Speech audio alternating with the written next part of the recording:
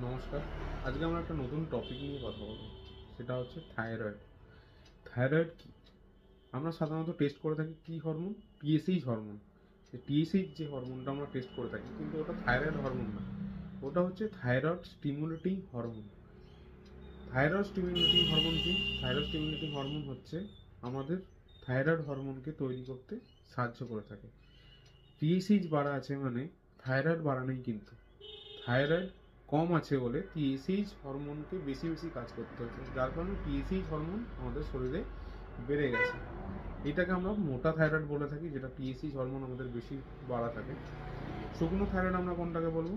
যখন TSH hormone তার normal রেঞ্জের থেকে অনেক নিচে চলে যাবে, তখন আমরা বলবো শুকনো থাইরয়েড। তার মানে কি, তার বডিতে বেশি বেশি থাইরয়েড হরমোন প্রডিউসড হচ্ছে, যার কারণে তার মেটাবলিজম বেড়ে গেছে। এটাকে আমরা কি বলি? শুকনো থাইরয়েড।